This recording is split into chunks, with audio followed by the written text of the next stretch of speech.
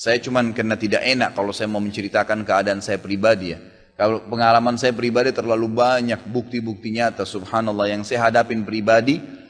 Pada saat lagi terdesak dari sisi ekonomi, godaan luar biasa, ada pinjaman yang berbunga, ada yang begini, ada yang begitu, tetap saya tolak, saya komitmen.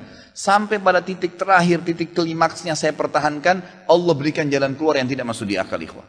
Betul-betul tidak masuk di benak saya. Saya ceritakan salah satunya, pada saat saya ada masalah kemarin di Kalibata. Ini untuk diambil ibrah saja. Restoran saya buka 2 tahun 8 bulan. Kemudian saya pertemukan antara omset sama bayar sewa dan ya service charge-nya. Karena di mall ada service charge maka tidak cukup, tidak berimbang. Saya merasa selama hampir 3 tahun tidak mendapatkan keuntungan. Lalu saya berpikir untuk menutup restoran itu. Dan pada saat itu subhanallah saya berpikir restoran ini sudah saya tutup aja deh. Saya jual aja. Mungkin dengan kesibukan dakwah, beberapa ikhwah juga yang saya amanahkan di situ sudah ada yang satu yang sudah niat mau kuliah, udah nggak bisa lagi lanjut. Saya bilang oke lah baik. Selama 3 bulan vakum, nggak bisa bergerak sama sekali. Pada saat itu subhanallah 1 rupiah pun ikhwah saya nggak punya duit. Allah jadi saksi saya bingung waktu itu bagaimana caranya untuk mencari jalan keluar nih. Jual restoran pun akan dilelang dalam kondisi murah. Restoran itu sudah besar asetnya. Ini gimana caranya saya nggak punya duit. Mindahin ke tempat lain butuh uang untuk sewa. Gitu kan, membuka lagi butuh uang yang baru untuk membayar sewa yang tertunggak, gitu kan. Tidak dibongkar juga akan dibongkar paksa. Ini kalau ada waktu tentu sampai waktu tentu, kalau tidak ini akan dibongkar paksa. Subhanallah, godaan luar biasa. Ada yang masuk saya tidak tahu dari mana, SMS masuk ke HP saya, pinjaman dengan bunga yang ringan 250 juta sampai 750 juta terus dari banyak perbankan saya nggak tahu tiba-tiba masuk. Saya tidak pernah iyakan, selalu. Gitu kan, saya cuma berusaha ikhtiar berdoa sama Allah, tawarin kepada orang kalau ada yang mau punya saham dengan saya. Subhanallah, pas titik klimaks 3 bulan kemarin, 3 bulan tutup ya sementara, dan saya sudah berpikir mau jual pun sempat saya tawarkan belum ada yang beli. Saya tiap hari saja berdoa. Di masjid ini saya kedatangan seseorang, jemaah pengajian saya, bukan jemaah pengajian sebenarnya, dia rutin mengikuti ceramah kita ya yang diupload di YouTube dan tinggal di Paris. Orang Indonesia, orang kita tapi tinggal di sana. Datang selama ini dia selalu kalau saya punya program gali sumur diikut. Ada program kemarin badal haji, ditipin uangnya. Selalu program sosial diikutin sama dia. Subhanallah pada saat lagi dia bilang sama saya, Ustaz saya mau ke Jakarta, saya ingin hadir pengajian Ustaz langsung. Saya bilang baiklah kalau gitu silahkan fadhal. Selesai pengajian kita, waktu itu selesai jam 9 malam, kurang lebih seperti jam-jam seperti ini. Lalu kemudian dia datang sebelah saya belum pernah lihat orangnya. Lalu dia salaman sama saya, dia bilang, Ustaz saya Pak John Firdaus, dia bilang sama saya gitu. Terus saya bilang, oh iya Pak, saya belum paham nih. Dia bilang, saya yang dari Paris Ustaz. Oh antum, terus salaman lah, ngobrol-ngobrol. Sampai ke mobil gitu kan.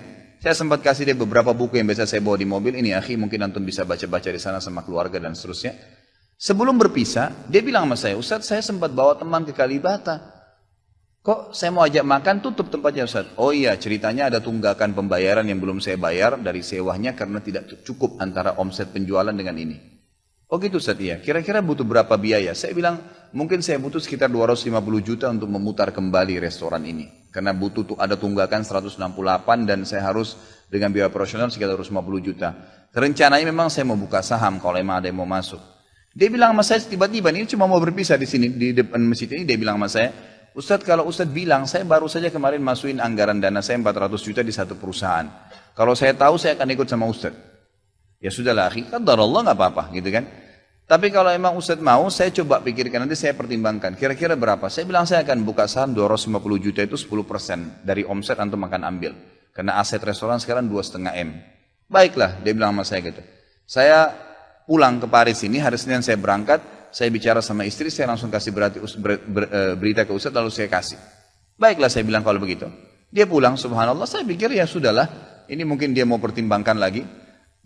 Malamnya, pada malam itu juga, dia tiba-tiba SMS ke saya, dia bilang, Ustaz setelah saya musyawarah sama istri, saya akan transfer ke Ustaz dengan jumlah 250 itu. Supaya bisa bergulir dan saya siap mengambil 10%-nya.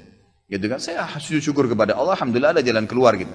Subhanallah saya ke Kalibata, saya bicara besoknya sama GM-nya, saya ngobrol, ini gimana jalan keluar, saya sudah ada duitnya sekarang dan mau diputar. Oh udah nggak bisa Pak Khalid, ini kan sudah 3 bulan vakum, udah nggak bisa, harus Dibongkar, udah tutup, nggak bisa lagi. Kalau Pak Halid mau pindah tempat lain silakan. Atau mau buka sini kembali harus ganti nama.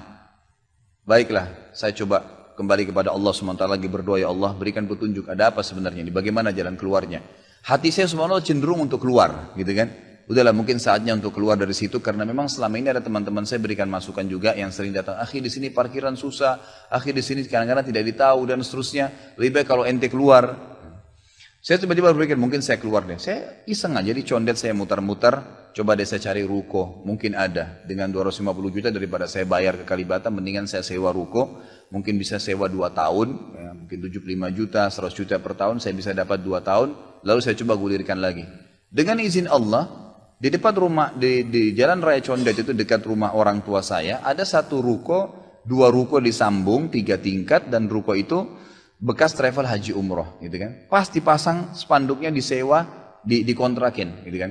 Saya langsung tanya, saya telepon, setelah saya tinjau beberapa lokasi, kemudian saya telepon.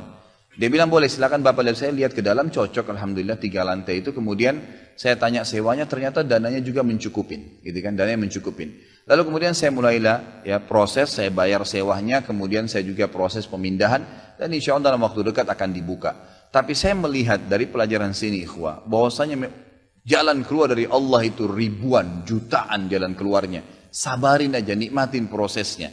Setiap penawaran haram, tolak, jangan pernah mau. Dengan izin Allah akan ada jalan keluar. Tidak ada. Kata Nabi SAW, "Man taraka syai'an lillah abdalahu khairan min." Gitu kan? Jadi tidak ada sama sekali. Subhanallah, pada saat itu saya harus bayar sewa 225 juta. Uang sisa 250 juta pada saat itu. Terus kemudian saya sempat telepon ke akh itu lagi, ya, Pak John, semoga Allah jaga beliau. Saya sempat telepon, kemudian saya katakan, akhi, kemarin antum bilang antum sempat masukin dana 450 di 400 di Jakarta itu.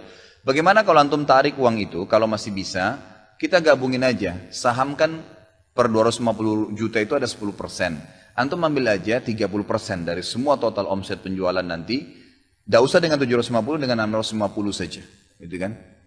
Dia bilang kalau itu sudah nggak bisa Ustaz, tapi memang coba saya pertimbangkan deh. Saya akan coba hubungin teman-teman di Paris ini yang sudah biasa, yang kenal antum, gitu kan? Oleh yang kenal antum mungkin mereka bisa. Baiklah, fadhal. Subhanallah, besok dia SMS lagi ke saya, Ustaz, saya sudah musyawarah dengan istri, ternyata saya punya dana cukup 650, kami yang pegang semua saham itu, ditransfer uang semua ke saya. Yang tadinya saya dari 1 rupiah tidak pegang duit, masuk uang 650 juta ikhwah, tidak masuk di akal, gitu. Sesuatu yang tidak masuk. Orang ini saya nggak kenal, nggak pernah ketemu, sekali ketemu di sini, dan sekarang sudah kembali ke Paris. Setiap kali saya bilang akadnya saya akan kirim, baru tadi saya kirim akadnya.